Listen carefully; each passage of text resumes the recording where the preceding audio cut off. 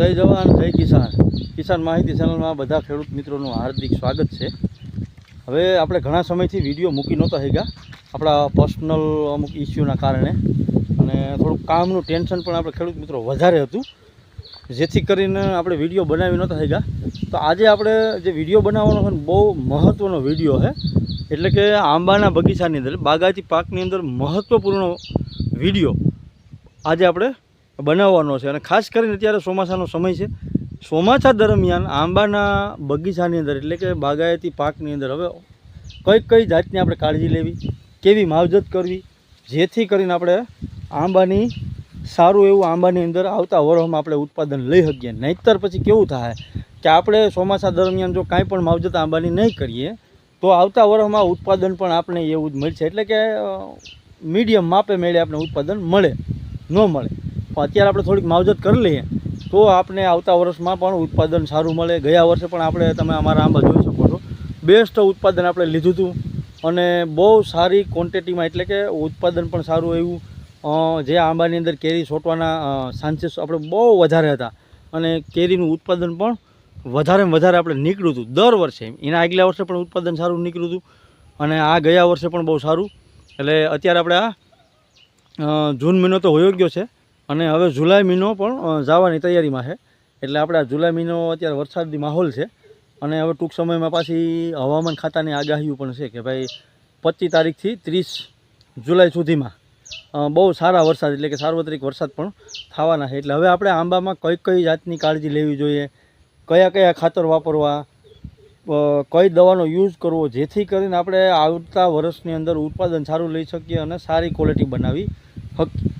તો મિત્રો જેમ બને એમ આ વિડીયોને વધારેમાં વધારે શેર કરવો, જેથી કરીને બધા ખેડૂત મિત્રોને જે બાગાયતી પાક કરતા હોય એને ખ્યાલ આવે।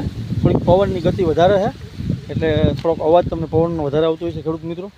હવે આપણે ટોપિક બાય ટોપિક લેવાનો છે, જેથી કરીને તમને બધાને સારી રીતે સમજાઈ જાય અને સારો એવો ખ્યાલ આવે। હવે પહેલો ટોપિક આપણે લેવાનો છે, તમે ખેડૂત મિત્રો આ મારા આંબાની અંદર જોઈ શકતા છે કે નવો પાલવ એટલે કે નવો કોર, નવી કુમેણા તમે જોઈ શકો છો। આ નરેડી જેવી છે તમે જોઈ શકો છો। આ અત્યારે 7મા મહિનામાં પાલવ આવી ગયો ને એ બહુ મોટો ફાયદો છે। શું કામ કે દિવાળીના એન્ડમાં પાલવ ન આવે, જો દિવાળીના એન્ડમાં પાલવ નવો કોર એટલે કે નવો પાલવ જો આવી જાય ને તો આપણે ફ્લાવરિંગ સ્ટેજ મોડો થતો હોય છે। હવે મેં આમાં શું કર્યું છે કે આમાં નવો પાલવ આવી ગયો, ઘણાને કાંઈ મહેનત નહીં કરી તો પણ આવ્યો હોય છે, પણ આપણે આમાં થોડીક મહેનત કરેલી છે, તમે જોઈ શકો છો। આ ખેડૂત મિત્રો હું તમને બતાવી દઉં, આ નવો પાલવ બધો ઉપર આવી ગયો છે, કાંઈ ઘટે નહીં એવો આંબાની અંદર, તમે જોઈ શકો છો। હું તમને ઝૂમ કરીને ખેડૂત મિત્રો બતાવું એટલે ખ્યાલ આવે।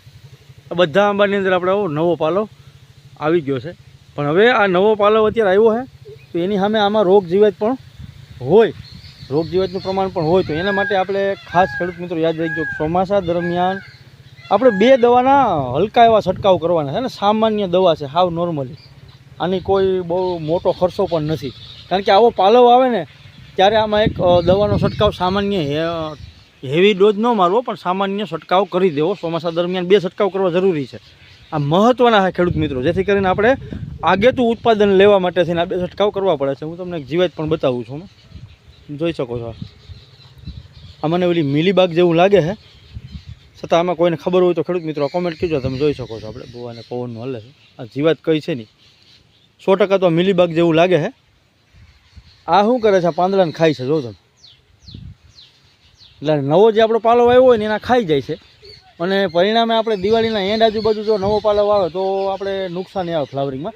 એટલે આના માટે અત્યારે પહેલો રાઉન્ડ દવાનો ખાસ એક ખેડૂત મિત્રો યાદ રાખજો કે આંબાના બગીચાની અંદર અત્યારે આ 7મો મહિનો હાલે છે, વરસાદી માહોલ હોય ત્યારે આમાં નવો પાલવ આવ્યો હોય તો એના માટે ખાસ કરીને પહેલો રાઉન્ડ હાવ સામાન્ય અને હલકો રાઉન્ડ મારી દેવો, જેમાં આપણે ખાસ કરીને આમાં પહેલી દવા તો એક ઈયળની મારી દેવી, જે એમાં મેક્ટિન બેન્જો 1.9 ઇંચી પણ હાલે, અને એમાં મેક્ટિન બેન્જો 5 પોઈન્ટમાં પણ જે આવે છે 5G કરીને WG ફોર્મમાં આવે છે એ પણ હાલે, એનાથી આમાં સામાન્ય કોઈ ઝીણી મોટી ઈયળ હોય તો મરી જાય। એટલે પહેલો છંટકાવ એનો કરી દેવો, એની સાથે એક બીજી દવા આપણે એડ કરવાની છે। ખાસ ખેડૂત મિત્રો આ ધ્યાન રાખજો કે કોઈ પણ સામાન્ય કન્ટેન્ટ ફૂગનાશક જે હોય એ આ ઈયળની દવા સાથે એડ કરી દેવાની છે, જેથી કરીને આમાં કોઈ અત્યારે ચોમાસા દરમિયાન ફૂગના પ્રશ્નો રહેતા હોય છે ને, એ ફૂગ આપણે દિવાળી સમયે જ્યારે આપણે ફ્લાવરિંગ સ્ટેજ આવે એટલે કે મોર આંબાની અંદર આવતા હોય ત્યારે આપણે નડી છે, એટલે એના માટે અત્યારે એક ફૂગનો રાઉન્ડ લાગી જાય ને તો બેસ્ટ રિઝલ્ટ મળે અને આંબો એકદમ ચોખ્ખો રહે, સ્વસ્થ. તમે જોઈ શકો છો અમારે કેવા આંબા ચોખ્ખા થઈ ગયા.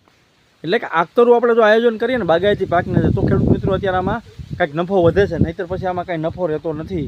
અને આપણે ચોમાસા દરમિયાન જો આંબાના બગીચાની અંદર કાંઈ પણ ન કરીએ તો પછી આપણે આવરણ પણ એવું જ આવે, એટલે કે મોર પણ એવો જ આવે કે એમાં આપણે કાંઈ નફો રહે નહીં. એટલે એટલા માટે અગેતું જો આપણે બધું આયોજન કરી લઈએ ને ખેડૂત મિત્રો તો આમાં થોડીક આપણે અને બેનિફિટ સારું રહે. અને આ વર્ષે તો બહુ સારામાં સારું બાગાયતી પાકની અંદર બેનિફિટ રહ્યા છે ખેડૂત મિત્રો. મારે પણ બહુ બેસ્ટ બેનિફિટ રહ્યું છે અને બહુ સારા આપણે ભાવ પણ મળ્યા છે અને સારી એવી કેરીનું ઉત્પાદન પણ મળ્યું છે. એટલે પહેલું આ ડોઝ ખાસ કરીને ખેડૂત મિત્રો આગલો ડોઝ કહીએ મારું, હવે પછીનો ડોઝ રાઉન્ડ જે આપણે દવાનો મારવો એ હું તમને અગાઉ વિડીયોની અંદર જણાવી દઈશ કે ભાઈ હવે બીજો રાઉન્ડ મારી દેવો. પણ અત્યારે આ 7મો મહિનો હાલે છે તો 7મા મહિનાની અંદર પહેલો રાઉન્ડ આ ઇમામેક્ટિન બેન્જો અને કોઈ પણ સારું ફૂગનાશક તમે કાર્બન ડાઇઝેબ અને મેકોજેબ પણ લઈ શકો, ટેબુકોનાઝોલ પણ લઈ શકો.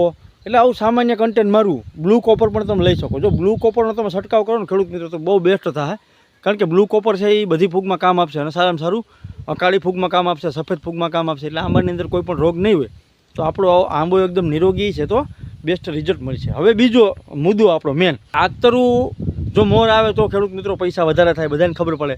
એટલે ખાસ કરીને અત્યારે ચોમાસા દરમિયાન આપણે શું કાળજી લેવી જોઈએ તો એ હું તમને કહી દઉં. તમે જોઈ શકો છો મેં આખો ઉનાળો આ એક આંબો આપણે એવો છે કે અહીંયા આપણે 2 વાસરું બાંધ્યા હતા, એનું આ ખાતર છાણ્યું તમે જો, આ તમે જોઈ શકો છો આ બધું છાણિયું ખાતર મેં આંબાની અંદર એક થડે આપણા જે સામાન્ય સબલા હોય ને જેવું તમારી પાસે ક્વોન્ટિટી હોય એ પ્રમાણે ખાતર નાખવાનું છે. એવું નથી કે ભાઈ તમારે ગાડીઓ મોઢે ઠલવી દેવાનું છે, પણ મેં એક થડે 2 સબલા જે આપણે 18 સબલા કહેવામાં આવે સબલા, એ મોટા 2 સબલા મેં આખા ખામડાની અંદર ઉડાડી દીધા. અને એનું બેસ્ટ રિઝલ્ટ લેવું હોય તો એને રિંગ કરીને દાટી દો તો પણ હાલે, પણ મારી પાસે એવો સમય નહોતો એટલે મેં ખાતર ઉડાડી દીધું ખામડાની અંદર. પણ એ ખાતર ક્યાંય બહાર જવાનું નથી, વરસાદ થાય એટલે એનું પાણી અંદર જ જવાનું છે મૂળની અંદર, એટલે એ પણ લાગે. એટલે છાણિયું ખાતર બેસ્ટ ગણાશે, બેસ્ટ એનું રિઝલ્ટ મળશે ખેડૂત મિત્રો. એટલે બીજો પોઈન્ટ આપણો એ છે કે ચોમાસા દરમિયાન અત્યારે 7મા મહિનાની અંદર છાણિયું ખાતર આંબાના થડ દીઠ 2 સબલા અથવા તો તમે એમ માનો કે 1 મણ ગણો, 20 કિલો ગણો તો પણ હાલે, 10 કિલો પણ છાણિયું ખાતર હાલે. અને એની સાથે હવે આપણો ત્રીજો પોઈન્ટ કે ભાઈ કોઈ ખેડૂત મિત્રો પાસે ઢોર નથી, એટલે કે ભેંસ નથી, ગાય નથી, તો એની પાસે છાણિયું ખાતર હોય ને અથવા તો છાણિયું ખાતર એને મળતું નથી, છાણિયું ખાતર મોંઘું પડે.